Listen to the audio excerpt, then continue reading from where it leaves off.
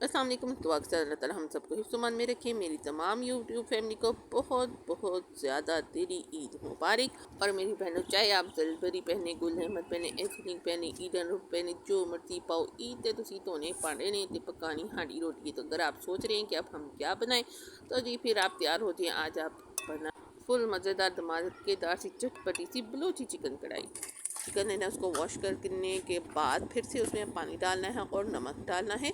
उसका Bryan water बना के रखना है और इसके अंदर आपने इसको डिप कर देना है और आपने इस पानी को वेस्ट नहीं करना। इसी में फिर आपने फर्दर कुक करना है। हम आपको आगे चल के बताएंगे। आपने काली मिर्च लेनी है, दरा मिर्च लेनी है, ज़ीरा लेना है और सूखा धनिया। सूखा धनिया हमारे पास क्रश था, चाहे आप साबुत डालें। और इसको हल्का हल्का सा आपने सौते करना है। बहुत तेज़ आंच पे नहीं करिएगा, नहीं तो ये जल भुन भी जाएगा और आपको बहुत शिद्दत की खांसी भी लग जाएगी।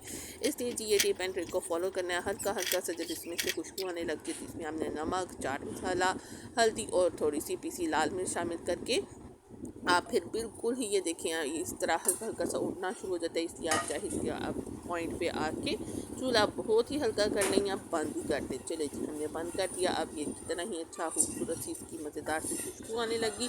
अब हम इस स्पाइसेस को डालेंगे मिक्सी जार में, उसको मिक्स कर देंगे। इधर हमने ब्राइन वाटर जो बनाया था चिकन का, उसके साथ ही इसको पैन में शामिल किया, साथ ऑयल शामिल करेंगे और अब हम इसको कुक करेंगे। इतना कुक करेंगे कि पानी से चिकन जो सा है वो ग्लावट में आ जाए और ऑयल इसके ऊपर ऊपर आ जाए और उसमें ये फ्राई भी अच्छे से हो जाए।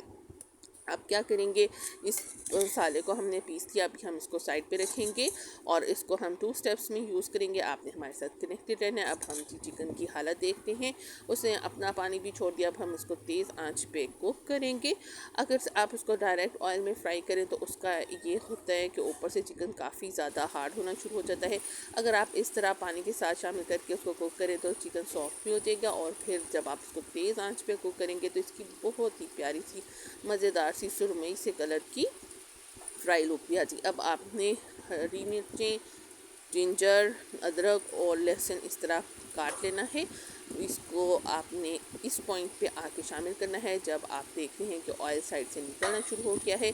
अब ये अदरक, लहसुन और हरी मिर्चें इसी ऑयल के साथ हल्की हल्की सी फ्राई होगी और बहुत ही सूंधी सूंधी सी इसकी खुशबू आएगी। आपकी ईद का मज़ा जी तो वाला होने वाला है। आप इस रेसिपी को अपनी ईद मेन्यू में ज़रूर शामिल करें। आप ये देखें कि क्या ही मज़ेदार सी लुक बनना शुरू हो गई है। सारा ऑयल शू शू करके जी बाहर आना शुरू हो गया। अब हम इसमें डाल रहे हैं लेमन जूस।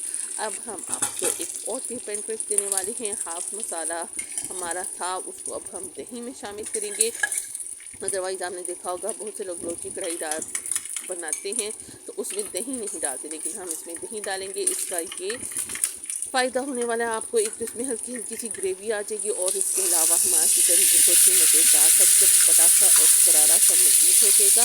अब हम इसको थोड़ा सा कुक करेंगे। दही का पानी खुश्क हो जाए तो फिर आपने क्या करना है, तेज़ आंच पे इसको खुश्क कर देना है और फिर ये लें जी, क्या ही मज़ेदार लुक बनी है माशाल्लाह से। इसको डिश आउट करें और बाकी जो मसाला हमारा ग्राइंड किया हुआ था उसको जी ऊपर इसके स्प्रिंकल कर दें। और ये देखिए जी, क्या ही मज़ेदार सी चस्केदार सी जी लुक आ गई है हमारी माशाल्लाह से। डिलीशियस ही हमारी लोची चिकन कढ़ाई हो गई है तैयार।